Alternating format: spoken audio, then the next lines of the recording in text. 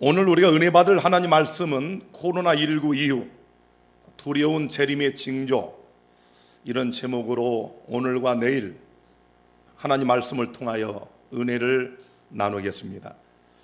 먼저 하나님 말씀 계시록 1장 7절을 읽겠습니다. 볼지어다 구름을 타고 오시리라. 각인의 눈이 그를 보겠고 그를 찌른 자들도 볼 터이요 땅에 있는 모든 족속이 그를 인하여 애국하리니 그러하리라. 아멘. 다 같이 한번 하겠습니다. 볼지어다 구름을 타고 오시리라. 지금 제가 계시록 1장 7절을 읽었습니다. 성경 66권의 마지막 책 요한계시록 1장의 서론, 볼지어다 구름을 타고 오시리라.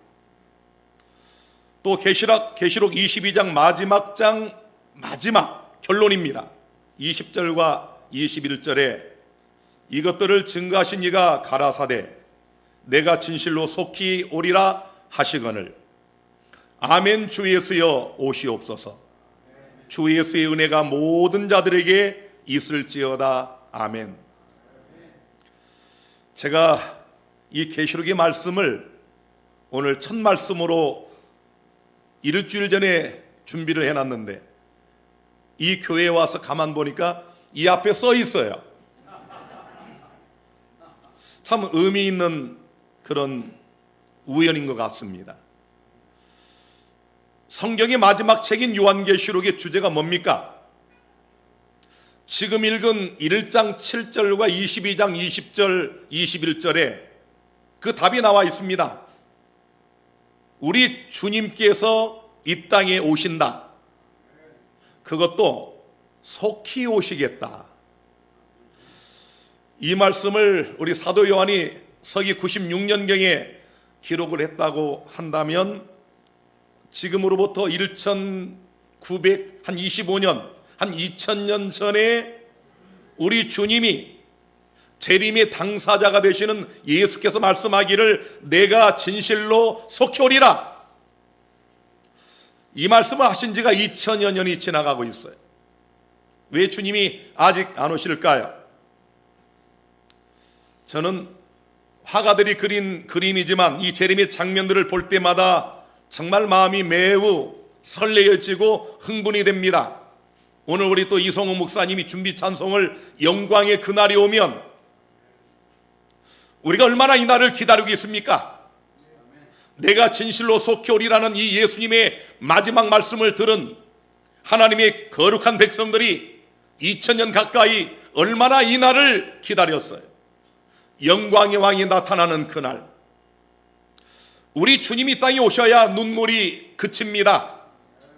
아픈 것이 끝나요. 질병이 사라집니다. 며칠 전에 우리 명강미대의 말씀 듣는 한 가족의 슬픈 일을 당하셨어요. 12살 어린 아들을 놔두고 간호사였던 그 엄마가 암으로 운명을 했습니다. 남편이 아내를 너무 사랑하여 살려보려고 무진장 애를 썼지만은 결국 주님 안에 잠드셨어요. 그 어린아이를 제가 문상 가서 만나면서 아이가 울어요. 야무개야, 엄마 만나려면 예수님 잘 믿어야 된다. 목사님도 5살 때 어머니 돌아가셨다. 내가 우리 어머니 만나려고 목사가 됐다. 예수님이 곧 오시니까 네가 예수님을 잘 믿어야 그 어머니를, 엄마를 만날 수 있다. 그렇습니다.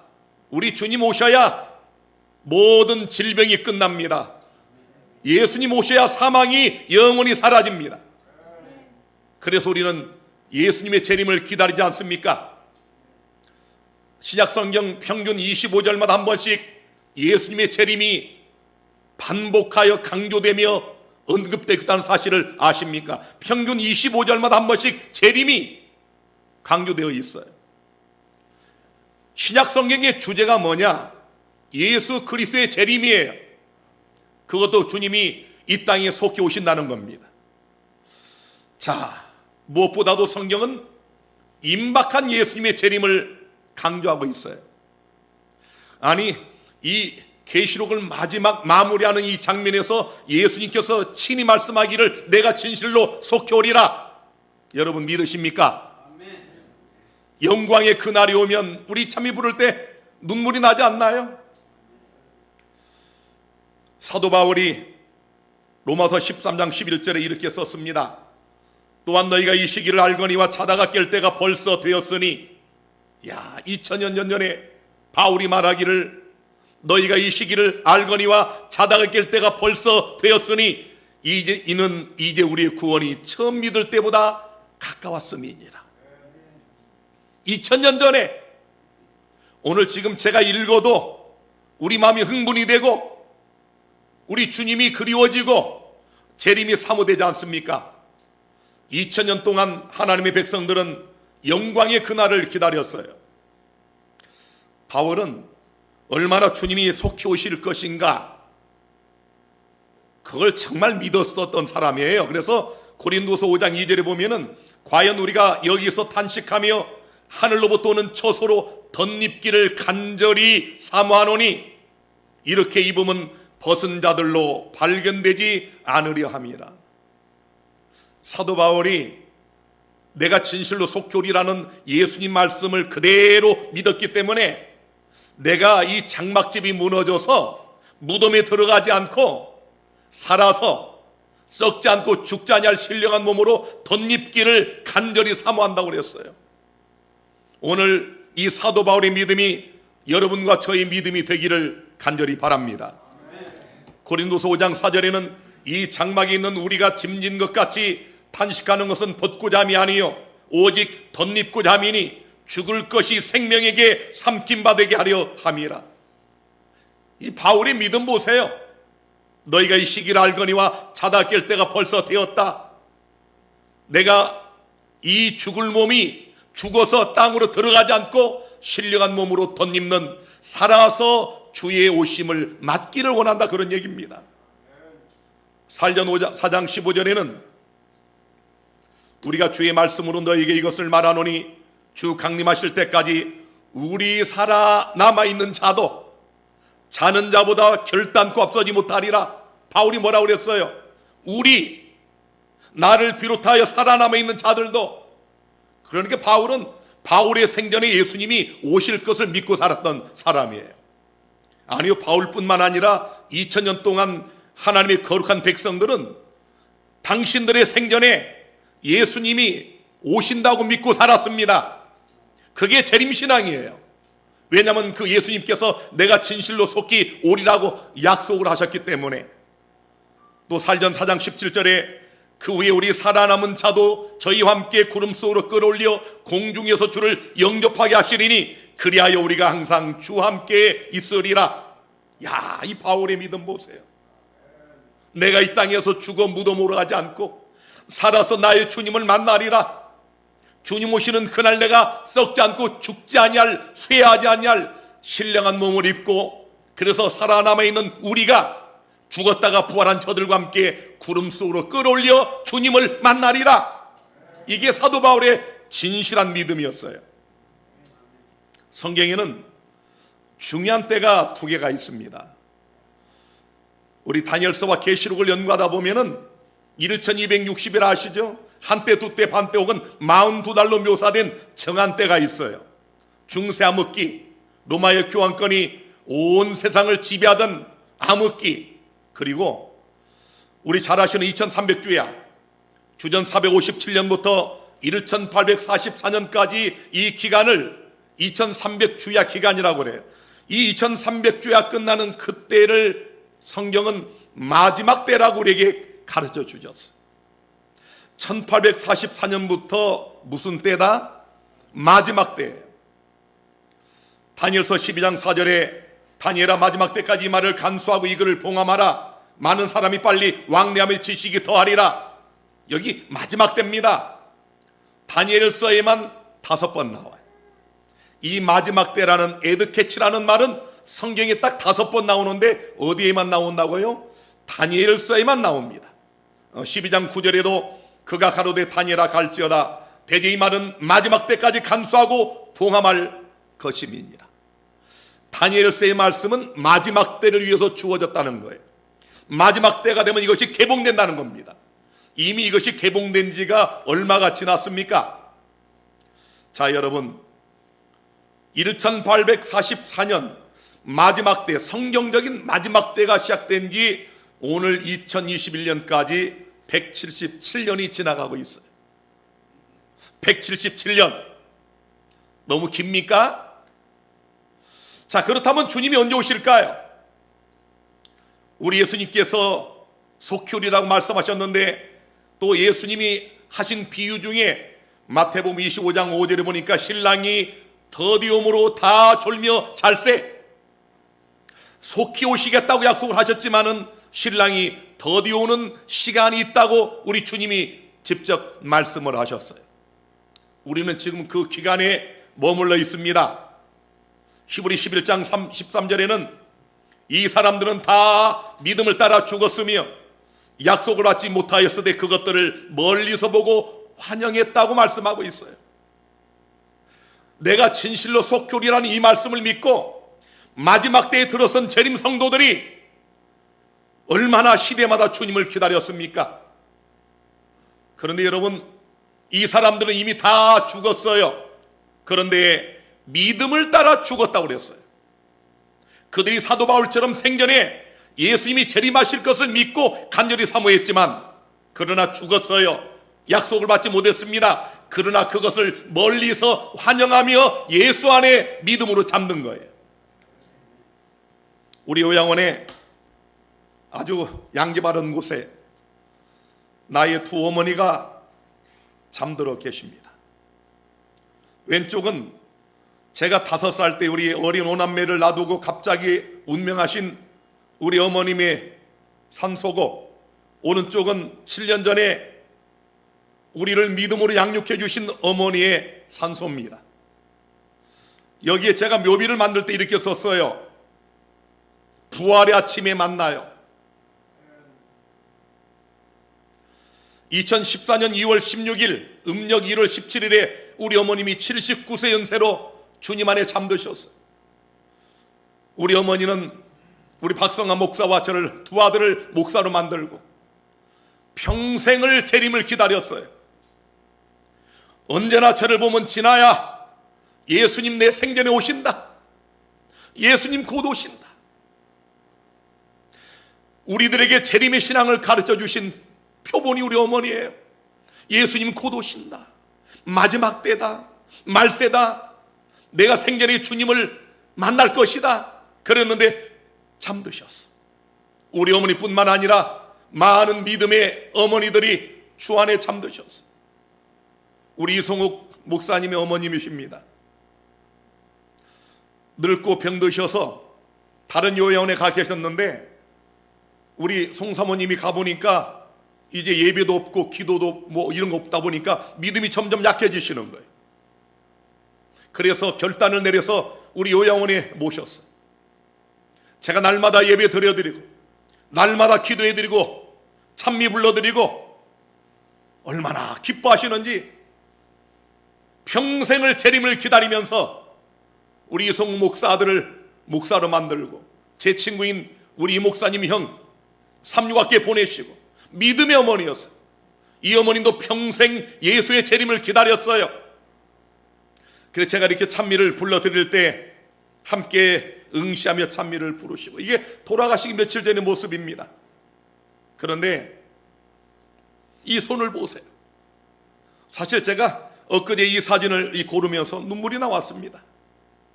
제가 찬미를 불러드리고 기도해드리고 예배 보면 이렇게 손을 가지런히 모으시고, 이 손이 무슨 손일까요? 재림을 기다리는 손입니다. 어머니도 재림을 기다리셨어요.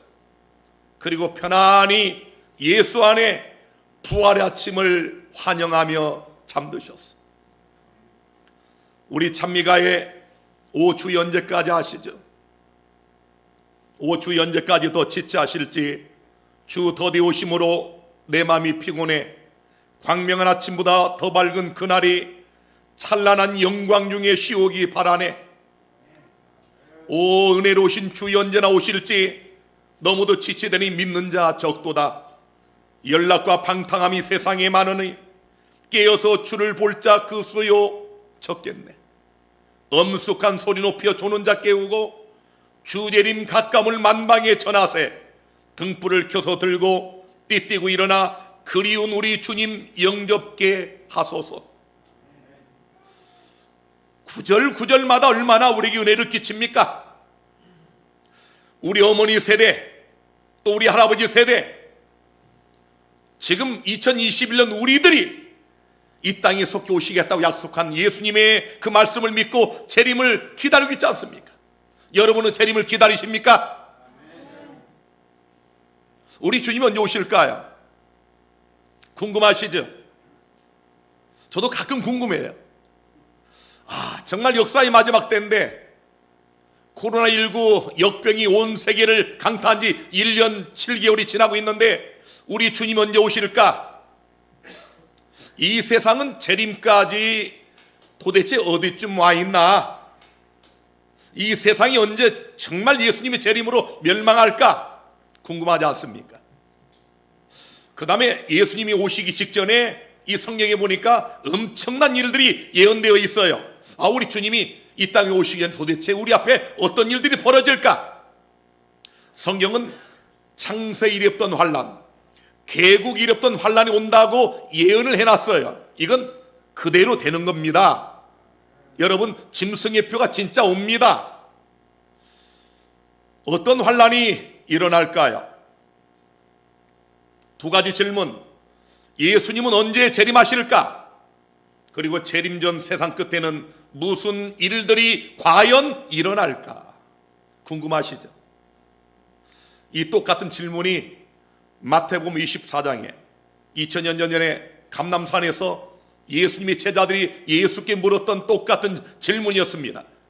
왜냐하면 마태복음 24장 3절에 예수께서 감람산 위에 앉으셨을 때에 제자들이 조용히 와서 가로되 우리에게 이르소서 말씀하소서 어느 때 이런 일이 있겠사오며 또 주의 임하심과 세상 끝에는 무슨 징조가 있사오리까? 이 두 가지 질문에 도대체 그런 일이 언제 있으며 때를 알고 싶어 했어요. 또 이 때를 위한 징조가 뭐냐?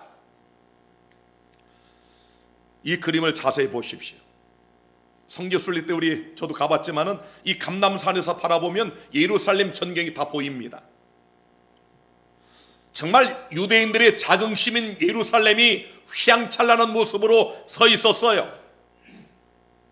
이 모습을 보면서 마태복음 24장 1절에 보니까 예수께서 성전에서 나와서 가실 때에 제자들이 성전 건물들을 가리켜 보이려고 나오니 예수님 이것 보십시오. 엄청나지 않습니까?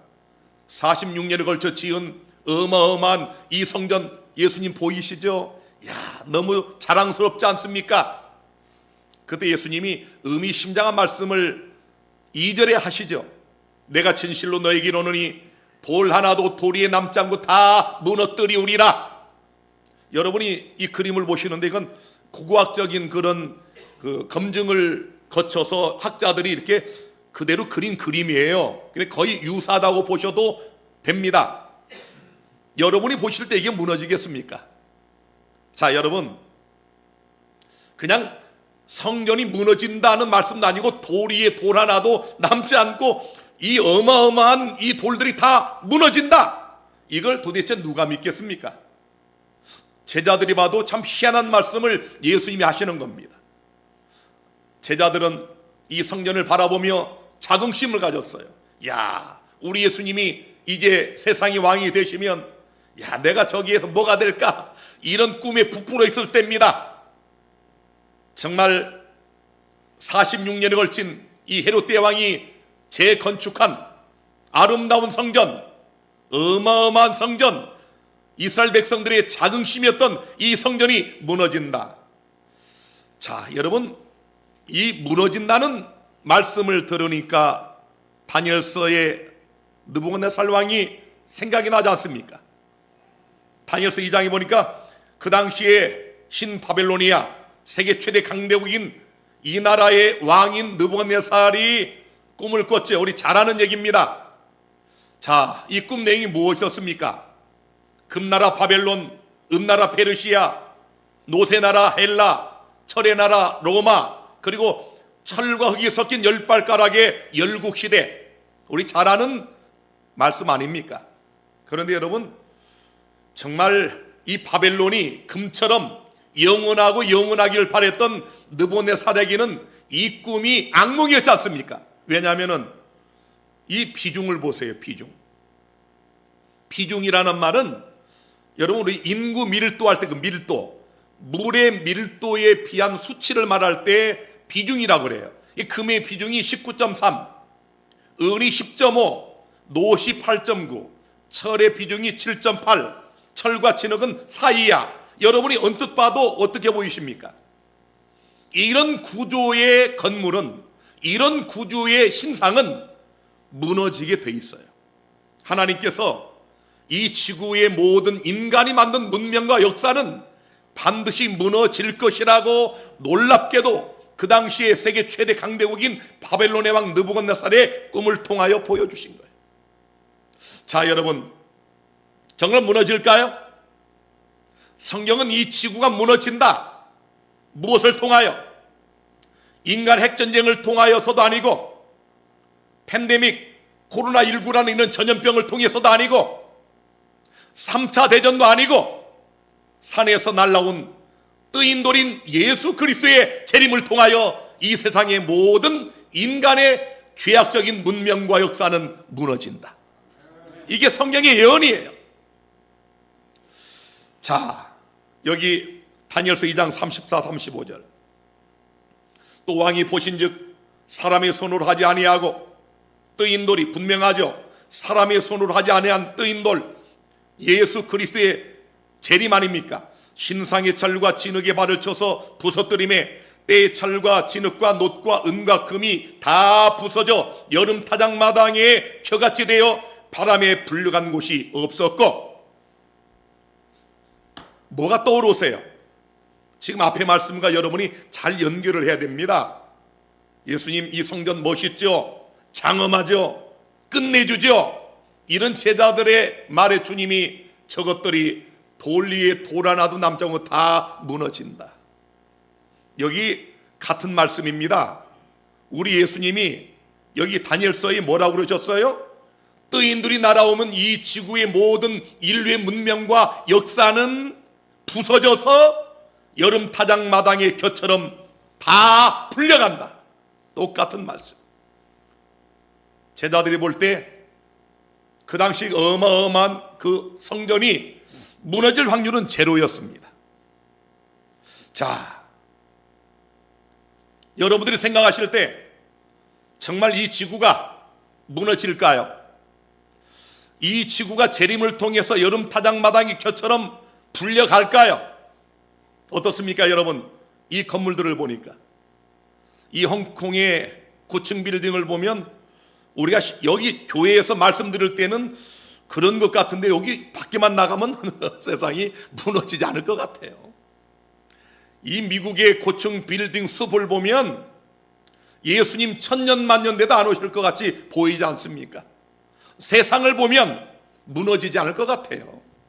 제자들이 보는 예루살렘은 무너질 확률이 거의 없었어요. 예수님이 실현했다고 그들은 생각할 정도였습니다. 이게 도대체 무슨 말씀인가? 여기 보면은 인류 멸망 100초 전이다. 이게 지금 우리 신학자들이나 목사들 얘기가 아니고요. 작년 1월 24일 여기 뉴스에 보니까 이 세상의 과학자들이, 기후 전문가들이 이 세상을 다 이렇게 보니까 인류 멸망이 100초 전이에요. 지구 종말 시계가 전년보다 2019년보다 20초 앞당겨졌다. 여러분 어떻게 들리세요? 1947년 첫 종말 시계 발표 이후 자정에 가장 가까워졌다. 여기에 이유 중에 하나가 기후 변화가 핵심입니다. 여러분 여기 과학동화, 올해 2021년 1월 달 이 과학동화에 보니까 신기후 체제, 이 무슨 말인가요? 신기후 체제, 위기까지 남은 온도가 0.4도씨. 이건 지금 과학자들이, 전문가들이 여러 연구 데이터를 통하여 최종적으로 발표하는 얘기입니다. 겁줄 나가는 얘기 아니에요. 이들은 멸망해가는 지구를 살려야 되지 않느냐, 우리가 어떻게 해야 되느냐. 국립기상과학원의 2100년 정도의 지구 기온 예상도입니다. 어떻게 보이세요? 2100년이면 앞으로 한 80년 남았지 않습니까? 우리가 그때가 살지 않기 때문에 괜찮습니까? 자, 여러분, 이때 되면 인구 70%가 에어컨이 없이는 살 수가 없다는 겁니다. 우리 사람은 뭐 건물 안에서 에어컨 켜고 살 수 있겠지만은 동식물이 다 죽는 거예요. 어떻게 살겠습니까, 인류가? 이건 과학자들이 하는 얘기입니다. 지구는 지금 불타고 있다. 위기다. 이걸 어떻게 대처해야 될까? 그래서 과학자들은 여기 보니까 당신은 늙어 죽지 못할 수도 있다. 오늘 아까 플룻 연주 우리 학생이 너무 아름다운 연주를 해주셔서 정말 마음에 큰 감동을 받았는데, 우리 저런 아이들이 정말 여러분과 저는 우리 주님이 우리 세대 오실 것을 믿고 기다리지만 만에 하나 더 지체가 됐을 경우 저런 아이들이 늙어 죽지 못할 수도 있다. 참 기가 막히죠. 그래서 남은 0.4도씨를 지켜라. 어떻게 이 지구를 지켜낼까? 이게 학자들의 고민이에요. 그래서 여러분 2015년에 파리협정 그걸 맺어가지고 이 지금 불타고 있는 이 지구를 어떻게 지켜야 할까 연구하고 있어요. 요즘 기상이변이 심각하지 않습니까? 그냥 갑자기 사라 사막에 눈이 오고 브라질에 눈이 오고 난리가 났어요. 자, 이 지구의 운명은 어떻게 될까요? 정말 예수님 말씀하신 이 지구가 여름 타작마당에 겨처럼 날려져 가는 그때가 과연 언제일까요? 제자들의 두 가지 질문을 기억하세요. 첫째, 어느 때에 이런 일이 있겠느냐? 지금 예루살렘이 무너진다고 하니까 제자들 생각에는 예루살렘이 무너질 정도는 세상 끝이다. 그건 예수님이 우리에게 자주 설교하신 대로 재림의 때다. 주님, 도대체 그때가 언제입니까? 두 번째, 주님이 오실 그때 세상 끝에는 무슨 징조가 있습니까? 여러분은 오늘과 내일 아주 굉장히 중요한 주제를 공부합니다. 성경에서 말씀한 가장 중대한 주제, 특별히 역사의 마지막 이 시대에 살고 있는 여자의 남은 자손인 재림교인들이 분명히 알고 있어야 할 주제입니다. 다시 한번 제자들의 두 가지 질문을 잘 기억하세요. 제자들은 예루살렘 멸망이 어느 때냐?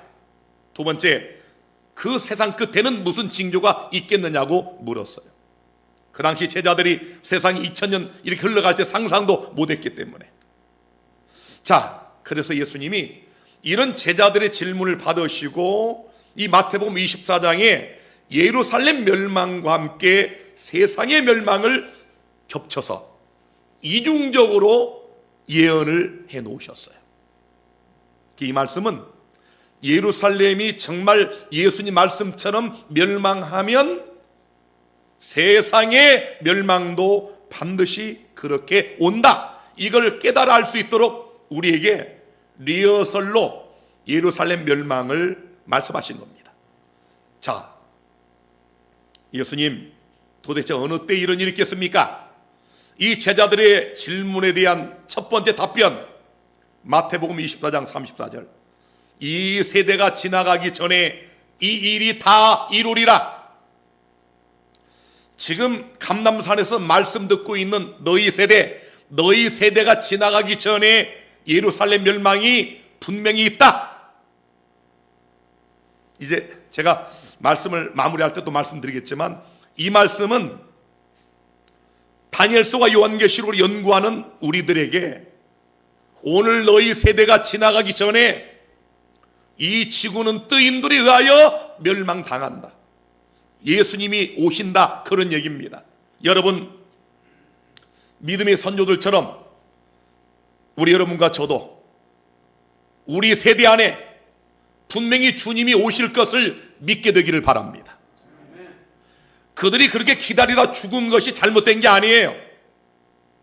약속을 받지 못했지만 멀리서 환영하며 믿음을 따라 죽었다고 되어 있잖아요. 자, 그 다음에 보세요. 두 번째 답변입니다. 마태복음 24장 33절. 이와 같이 너희도 이 모든 일을 보거든 인자가 가까이 곧 문 앞에 이른 줄 알라. 아주 의미심장합니다. 자, 첫째는 예루살렘 멸망이고 두 번째는 세상 멸망이에요. 여러분은 예루살렘 멸망한 거 아시죠? 제가 하나씩 말씀드리겠지만 그 멸망을 여러분이 보신다면 세상 멸망도 분명히 오는데 이 모든 일을 보거든 이런 일이 생기면 인자가 곧 문 앞에 이른 줄 알라. 재림이 가까웠다는 얘기 아닙니까? 자, 예수님이 이 모든 일 어떤 일일까요? 첫째입니다. 마태복음 24장 4절에 우리 다 같이 한번 읽겠습니다. 예수께서 시작. 예수께서 대답하여 가라사대 너희가 사람의 미혹을 받지 않도록 주의하라. 예수님이 제일 먼저 하신 말씀이 뭐예요? 이 모든 일 이런 것들이 일어나면 내가 곧 가까이 문 앞에 와 있다. 첫 번째가 사람의 미혹입니다. 예수님 이 말씀을 마태복음 24장에만 3번을 반복하여 강조하셔. 사람의 미혹이 이게 참 무섭다는 거예요. 예수를 열심히 믿었는데 구원받지 못하는 사람들 많습니다. 안식일을 평생 지켰는데 구원받지 못할 자들이 많아요. 왜 그래요? 사람의 미혹을 받았기 때문에. 제가 내일 또 말씀드리겠지만 엊그제 어느 분이 우리 재림교회 목사였던 박영호 목사의 설교를 들어보라고 전화가 왔어요. 제가 밤에 이거 듣다 깜짝 놀랐습니다. 이분이 작년에 다시스로 가는 배라는 책을 내고 우리 재림교회의 중추적인 교리인 조사 심판이 없다 이게 선언하신 분이 이분입니다. 근데 이분이 이 설교 영상을 뭐 다른 것은 얼마 많지 않은데 한 2만 명이 넘게 봤어요. 깜짝 놀라 제가 들었습니다. 끝까지 다. 가증한 것이 멸망에 가증한 것이 거룩한 곳에 서는 것이 뭐냐? 1차 포위.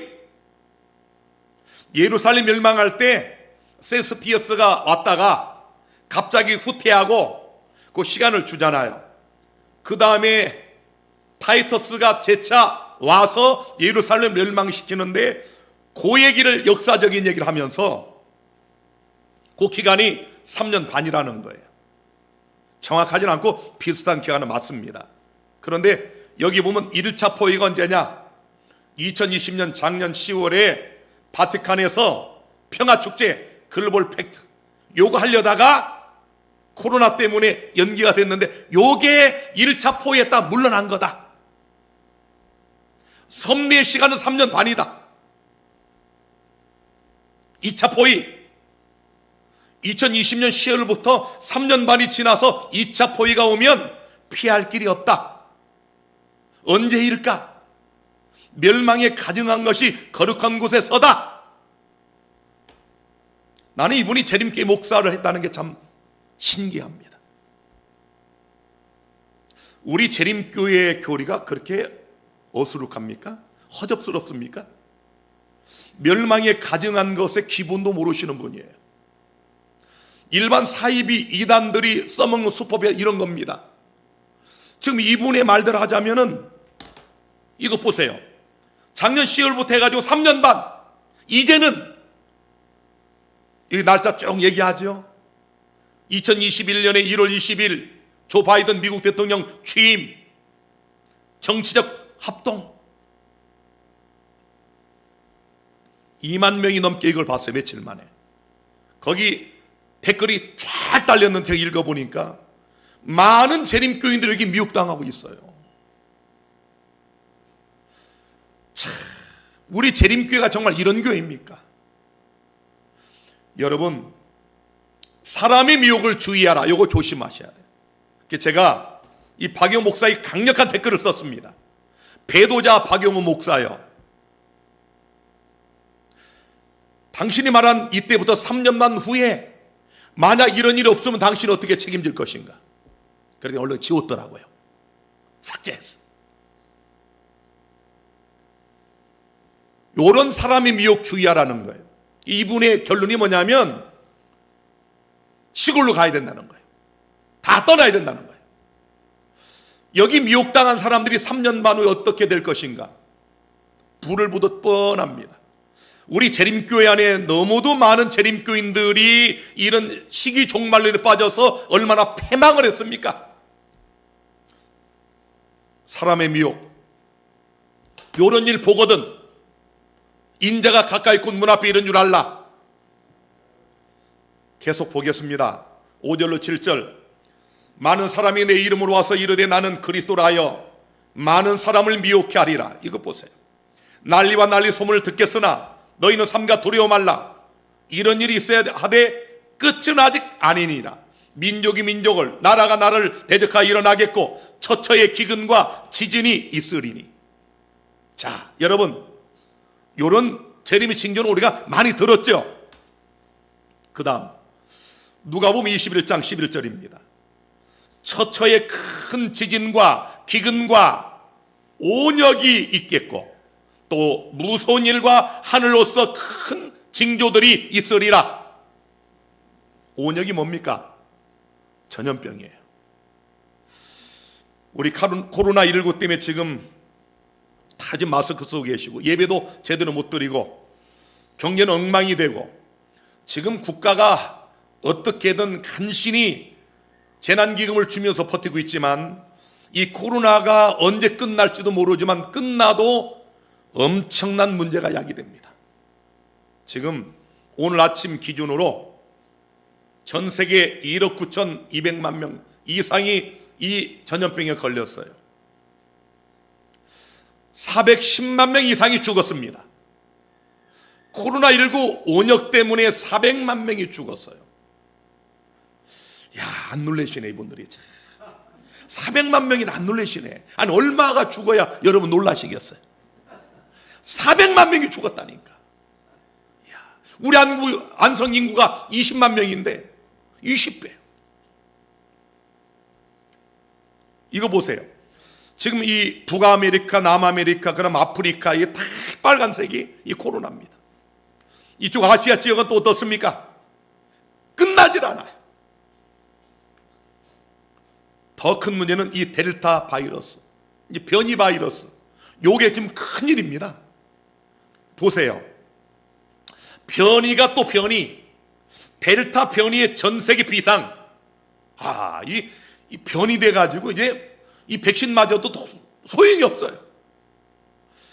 놀라운 사실은 델타 변이보다 강력한 델타 플러스 보고, 이 델타 변이 바이러스는요 지금 유행하는 이 코로나 바이러스보다 그 걸린 사람의 코에 1,000배 이상이 많답니다. 바이러스가. 그래서 이 속도가 빨라요. 아직 학자들이 이 변이 바이러스 델타 이거에 대해서 연구도 못하고 있어요. 이것들이 과연 면역을 어떻게 회피하는가, 이게 사람을 얼마나 죽일 것인가, 이것도 몰라요. 자, 지금 온역이 온 세상을 휩쓸고 있는 팬데믹, 이런 일을 보거든 인자가 곧 가까이 문 앞에 이른 줄 알라. 여러분, 이 말씀 듣는 여러분 깨닫게 되기를 간절히 바랍니다. 정말 우리 재림교인들이 이 코로나 상황을 1년 6개월 7개월 지나가면서도 이거 깨닫지 못하면 희망 없습니다. 자, 이제 말씀을 벌써 마칠 시간이 됐네요. 감남산 설교의 핵심 요겁니다. 자, 제가 이제 여기 온 것은 요거 설교하려고 온 거예요. 박용우 목사가 착각하고 곡해하고 오해하고 있는 바로 그것, 재림 징조의 최후의 것, 뭐 지진, 기근, 뭐 온역 이런 거 말고 이거 오면 정말 예수님 곧 오십니다. 제가 성경을 깊이 연구하면서 보니까 이것 오면 예수님 1년 안에 오셔요. 저는 시기파가 아닙니다. 그러나 제가 여러 가지로 연구해 보니까 요것 오면 1년 이상이 넘어갈 수가 없어요. 자, 이겁니다. 마태복음 24장 15절 중요하기 때문에 다 같이 한번 읽겠습니다. 그러므로 시작.